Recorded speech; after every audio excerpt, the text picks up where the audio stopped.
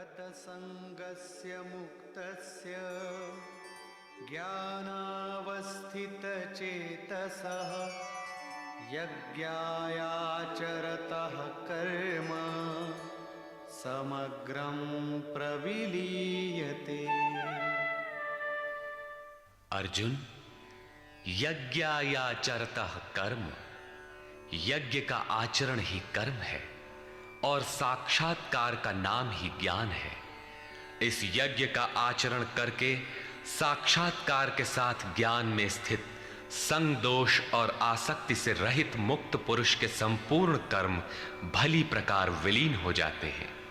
वे कर्म कोई परिणाम उत्पन्न नहीं कर पाते, क्योंकि कर्मों का फल परमात्मा उनसे भिन्न नहीं रह गया। अब फल में कौन सा फल लगेगा? इसलिए उन मुक्त पुरुषों को अपने लिए कर्म करने की आवश्यकता समाप्त हो जाती है। फिर भी लोक संग्रह के लिए वे कर्म करते ही हैं, और करते हुए भी वे इन कर्मों से लिप्त नहीं होते। जब करते हैं तो लिप्त क्यों नहीं होते? इस पर कहते हैं, ब्रह्मार्पणं ब्रह्महविः ब्रह्माग्नौ ब्रह्मणाहुतं ब्रह्मैव तेन गन्तव्यं ब्रह्म कर्म समाधिना।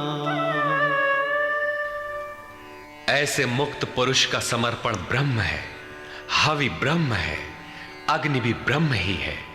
अर्थात ब्रह्म रूप अग्नि में ब्रह्म रूपी कर्ता द्वारा जो हवन किया जाता है वो भी ब्रह्म है।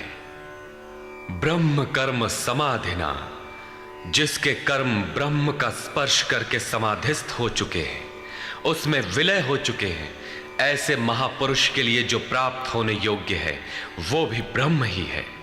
वो कर्ता धर्ता कुछ नहीं, केवल लोक संग्रह के लिए कर्म में बरतता है। ये तो प्राप्ति वाले महापुरुष के लक्षण हैं, किंतु कर्म में प्रवेश लेने वाले प्रारंभिक साधक कौन सा यज्ञ करते हैं? अब यहां उसी यज्ञ को स्पष्ट करते हैं।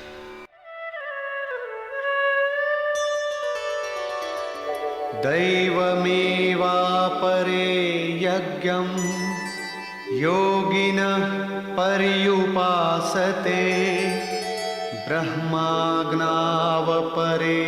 यज्ञं यज्ञेनैवोपजुह्वति।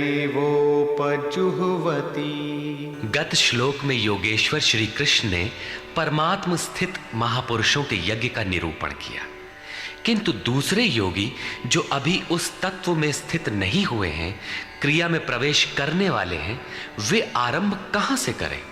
इस पर कहते हैं कि दूसरे योगी लोग दैवम यज्ञम अर्थात दैवी संपद को अपने हृदय में बलवती बनाते हैं, जिसके लिए ब्रह्मा का निर्देश था कि इस यज्ञ द्वारा तुम लोग देवताओं की उन्नति करो।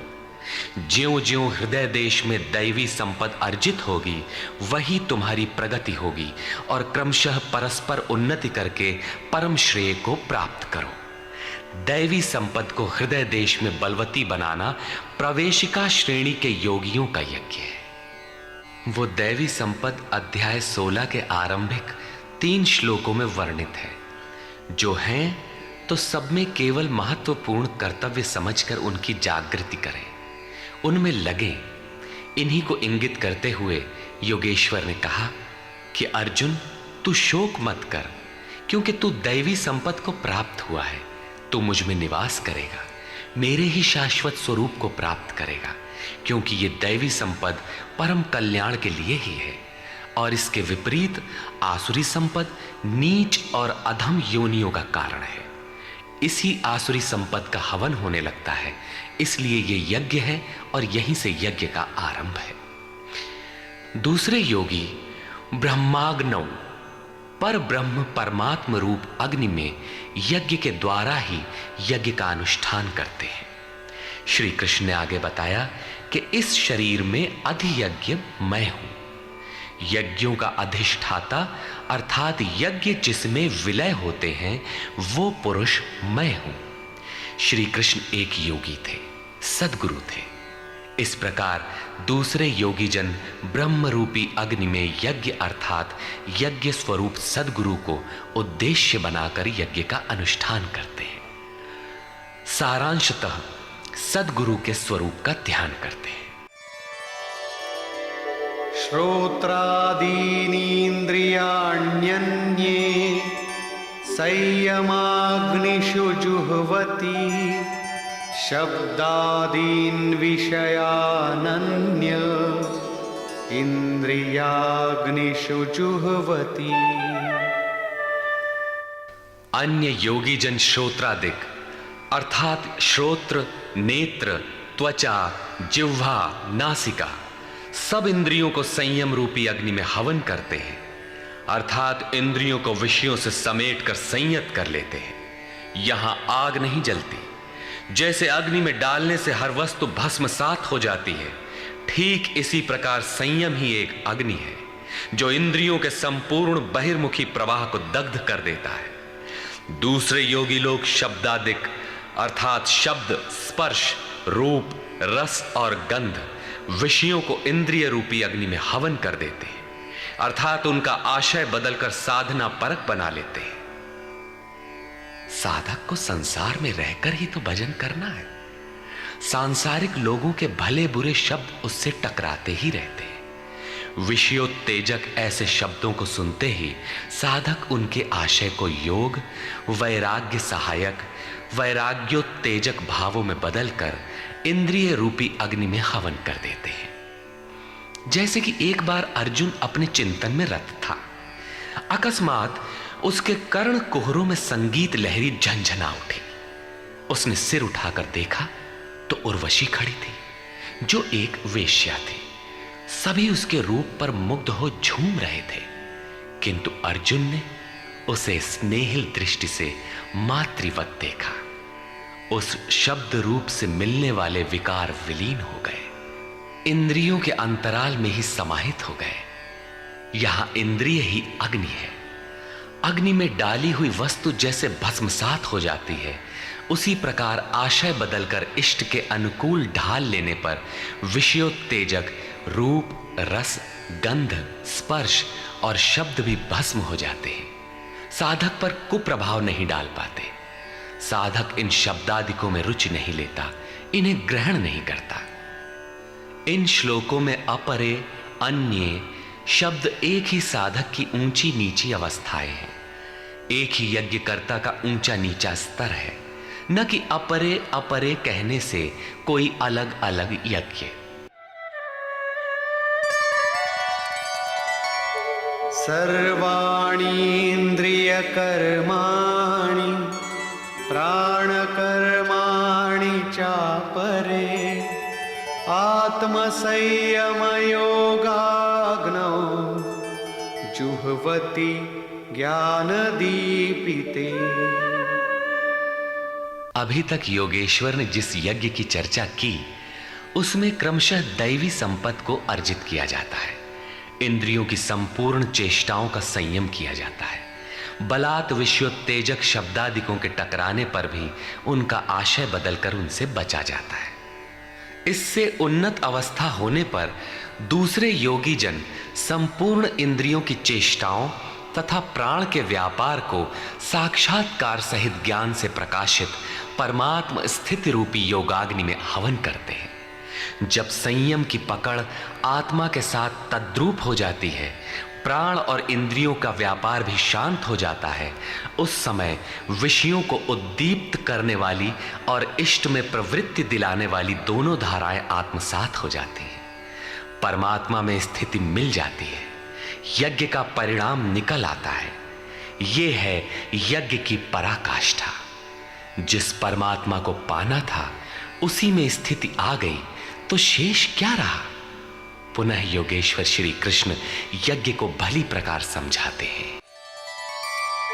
द्रव्ययज्ञास्तपो यज्ञा योगयज्ञास्तथा परे स्वाध्यायज्ञानयज्ञाश्च यतयः संशितव्रताः। अनेक लोग द्रव्य यज्ञ करते हैं, अर्थात आत्मपथ में महापुरुषों की सेवा में पत्र पुष्प अर्पण करते हैं। वे समर्पण के साथ महापुरुषों की सेवा में द्रव्य लगाते हैं। श्री कृष्ण आगे कहते हैं कि भक्ति भाव से पत्र पुष्प फल जल जो कुछ भी मुझे देता है उसे मैं खाता हूं और उसका परम कल्याण सृजन करने वाला होता हूं। यह भी यज्ञ ही है। हर आत्मा की सेवा करना, भूले हुए को आत्म पथ पर लाना द्रव्य यज्ञ है, क्योंकि प्राकृतिक संस्कारों को जलाने में समर्थ हैं। इसी प्रकार कई पुरुष तपोयज्ञ, स्वधर्म पालन में इंद्रियों को तपाते हैं, अर्थात स्वभाव से उत्पन्न क्षमता के अनुसार यज्ञ की निम्न और उन्नत अवस्थाओं के बीच तपते हैं। इसी पथ की अल्पज्ञता में पहली श्रेणी का साधक शूद्र परिचर्या द्वारा, वैश्य दैवी संपद के संग्रह द्वारा, क्षत्रिय काम क्रोधादि के उन्मूलन द्वारा और ब्राह्मण ब्रह्म में प्रवेश की योग्यता के स्तर से इंद्रियों को तपाता है। सबको एक जैसा परिश्रम करना पड़ता है। वास्तव में यज्ञ एक ही है। अवस्था के अनुसार ऊंची नीची श्रेणियां गुजरती जाती है। पूज्य महाराज जी कहते थे, मन सहित इंद्रियों और शरीर को लक्ष्य के अनुरूप तपाना ही तप कहलाता है। ये लक्ष्य से दूर भागेंगे, इन्हें समेट कर उधर ही लगाओ। अनेक पुरुष योग यज्ञ का आचरण करते हैं। प्रकृति में भटकती हुई आत्मा का प्रकृति से परे परमात्मा से मिलन का नाम योग है। योग की परिभाषा अध्याय 6/23 में दृष्टव्य है। सामान्यतः दो वस्तुओं का मिलन योग कहलाता है। कागज से कलम मिल गया, थाली और मेज मिल गए तो क्या योग हो गया? नहीं, ये तो पंचभूतों से निर्मित पदार्थ हैं, एक ही है, दो कहां? दो प्रकृति और पुरुष हैं। प्रकृति में स्थित आत्मा अपने ही शाश्वत रूप परमात्मा में प्रवेश पा जाता है तो प्रकृति पुरुष में विलीन हो जाती है। यही योग है। अतः अनेक पुरुष इस मिलन में सहायक शम दम इत्यादि नियमों का भली प्रकार आचरण करते हैं। योग यज्ञ करने वाले तथा अहिंसादि तीक्ष्ण व्रतों से युक्त यत्नशील पुरुष स्वाध्याय ज्ञान यज्ञाश्च, स्वयं का अध्ययन, स्वरूप का अध्ययन करने वाले ज्ञान यज्ञ के कर्ता है। यहां योग के अंगों अर्थात यम नियम आसन प्राणायाम प्रत्याहार धारणा ध्यान और समाधि, इनको अहिंसादि तीक्ष्ण व्रतों से निर्दिष्ट किया गया है। अनेक लोग स्वाध्याय करते हैं। पुस्तक पढ़ना तो स्वाध्याय का आरंभिक स्तर मात्र है। विशुद्ध स्वाध्याय है स्वयं का अध्ययन, जिससे स्वस्वरूप की उपलब्धि होती है, जिसका परिणाम है ज्ञान अर्थात साक्षात्कार। यज्ञ का अगला चरण बताते हैं। अपाने जुह्वति प्राणं, प्राणे पानं तथा परे, प्राणापान गतिरुद्ध्वा प्राणायाम परायणा। बहुत से योगी अपान वायु में प्राण वायु का हवन करते हैं और उसी प्रकार प्राण वायु में अपान वायु का हवन करते हैं। इससे सूक्ष्म अवस्था हो जाने पर अन्य योगी जन प्राण और अपान दोनों की गति रोककर प्राणायाम के परायण हो जाते हैं। जिसे श्री कृष्ण प्राण अपान कहते हैं, उसी को महात्मा बुद्ध अनापान कहते हैं। इसी को उन्होंने श्वास प्रश्वास भी कहा है। प्राण वो श्वास है जिसे आप भीतर खींचते हैं और अपान वो श्वास है जिसे आप बाहर छोड़ते हैं। योगियों की अनुभूति है कि आप श्वास के साथ बाह्य वायुमंडल के संकल्प भी ग्रहण करते हैं और प्रश्वास में इसी प्रकार आंतरिक भले बुरे चिंतन की लहर फेंकते रहते हैं। बाह्य किसी संकल्प का ग्रहण न करना प्राण का हवन है तथा भीतर संकल्पों को न उठने देना अपान का हवन है।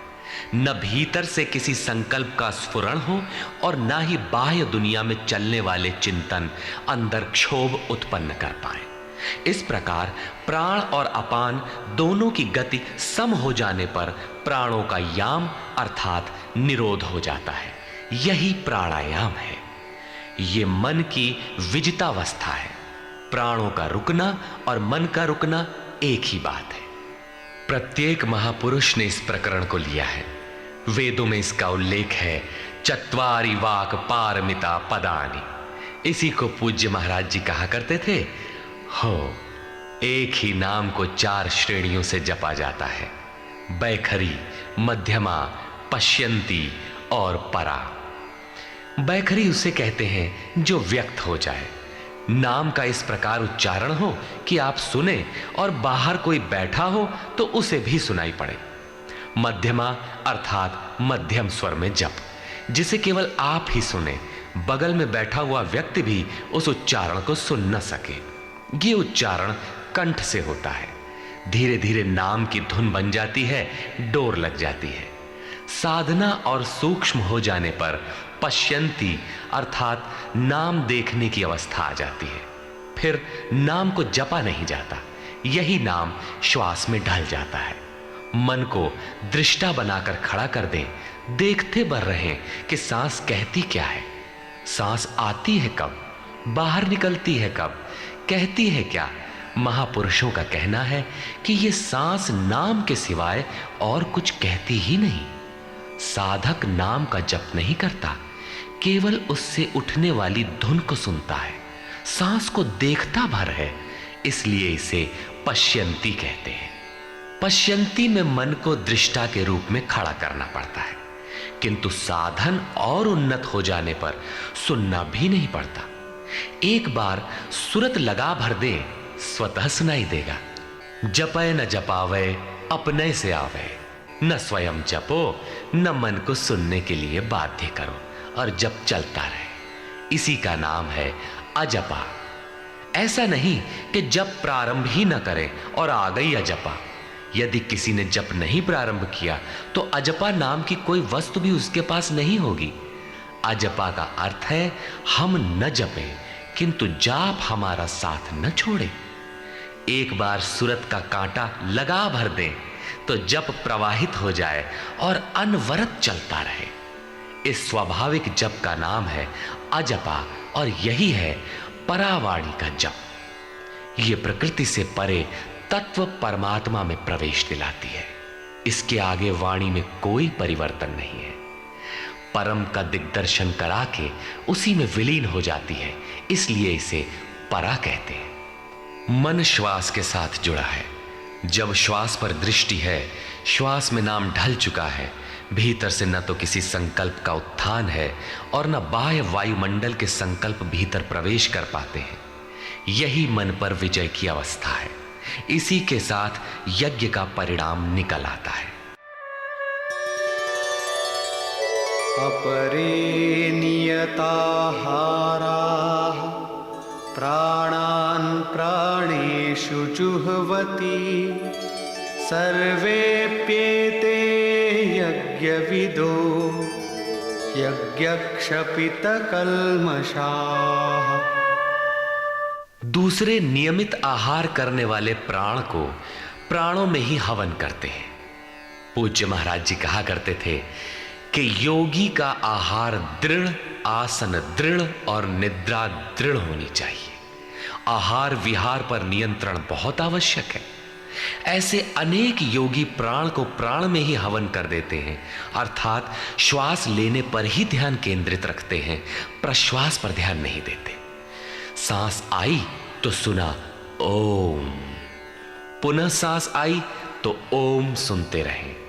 इस प्रकार यज्ञों द्वारा नष्ट पाप वाले ये सभी पुरुष यज्ञ के जानकार हैं। इन निर्दिष्ट विधियों में से यदि कहीं से भी करते हैं तो वे सभी यज्ञ के ज्ञाता हैं। अब यज्ञ का परिणाम बताते हैं।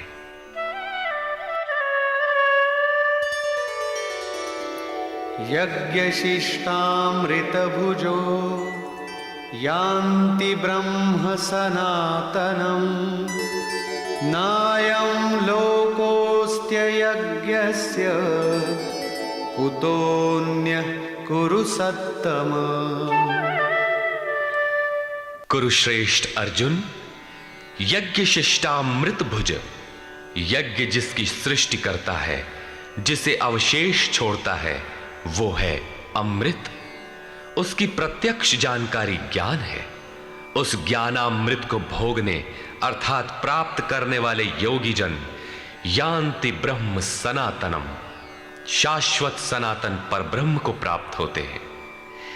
यज्ञ कोई ऐसी वस्तु है जो पूर्ण होते ही सनातन पर ब्रह्म में प्रवेश दिला देती है। यज्ञ न करें तो आपत्ति क्या है? श्री कृष्ण कहते हैं कि यज्ञ रहित पुरुष को पुनः ये मनुष्य लोक अर्थात मानव शरीर भी सुलभ नहीं होता, फिर अन्य लोग कैसे सुखदायी होंगे? उसके लिए तो तिर्यक योनियां सुरक्षित हैं, इससे अधिक कुछ नहीं। अतः यज्ञ करना मनुष्य मात्र के लिए नितांत आवश्यक है।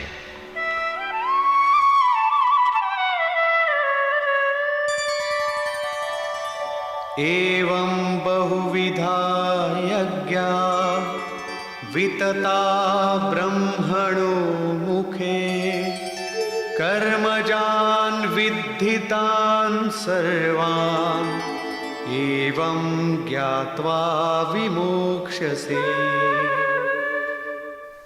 इस प्रकार उपर्युक्त बहुत प्रकार के यज्ञ वेद की वाणी में कहे गए हैं, ब्रह्म के मुख से विस्तारित है।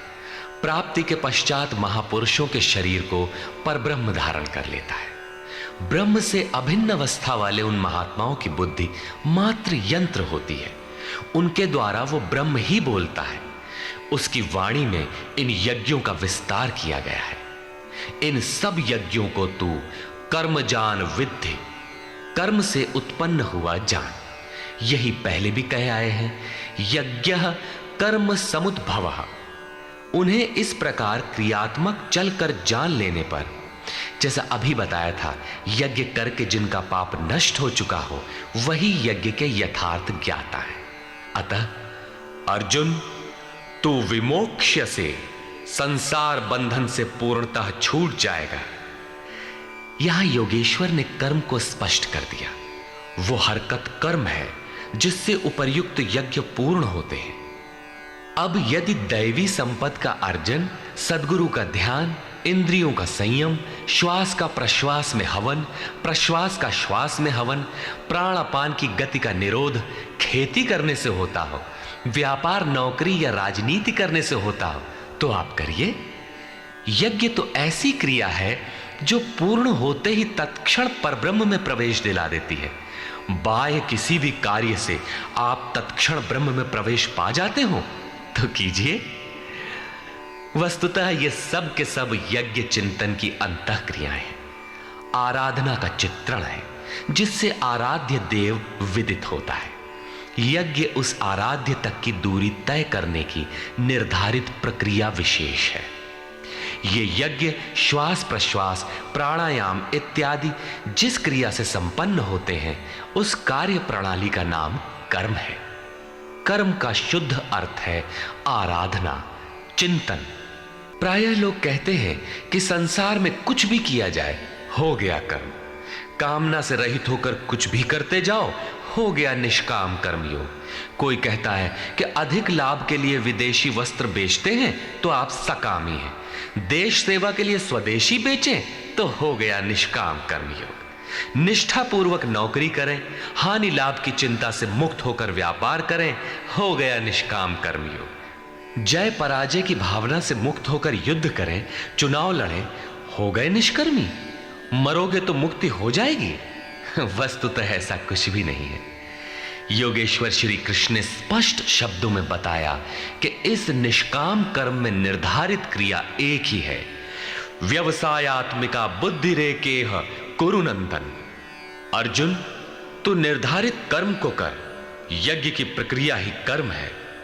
यज्ञ क्या है? श्वास प्रश्वास का हवन, इंद्रियों का संयम, यज्ञ स्वरूप महापुरुष का ध्यान, प्राणायाम, प्राणों का निरोध। ये यज्ञ जिससे होने लगे उस क्रिया का नाम कर्म है।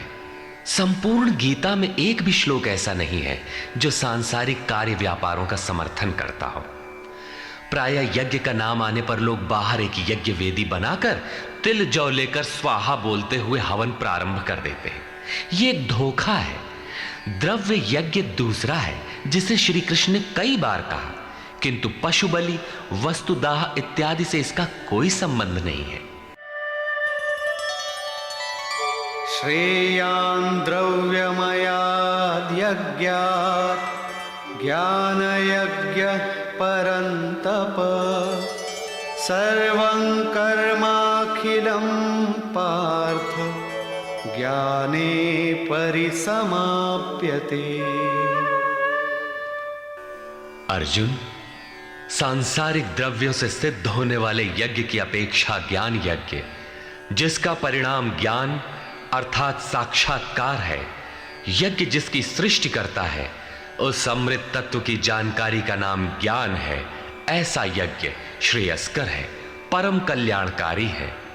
हे पार्थ, संपूर्ण कर्म ज्ञान में शेष हो जाते हैं, परिसमाप्यते, भली प्रकार समाहित हो जाते हैं। ज्ञान यज्ञ की पराकाष्ठा है।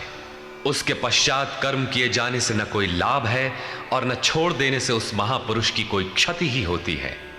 इस प्रकार भौतिक द्रव्यों से होने वाले यज्ञ भी यज्ञ है, किंतु उस यज्ञ की तुलना में जिसका परिणाम साक्षात्कार है, उस ज्ञान यज्ञ की अपेक्षा अत्यंत अल्प है। आप करोड़ का हवन करें, सैकड़ों यज्ञ वेदी बना लें, सतपथ पर द्रव्य लगावें, साधु संत महापुरुषों की सेवा में द्रव्य लगावें, किंतु इस ज्ञान यज्ञ की अपेक्षा अल्प है। वस्तुतः यज्ञ श्वास प्रश्वास का है, इंद्रियों के संयम का है, मन के निरोध का है, जैसा श्री कृष्ण अभी बता आए हैं। इस यज्ञ को प्राप्त कहां किया जाए, उसकी विधि कहां से सीखें? यथा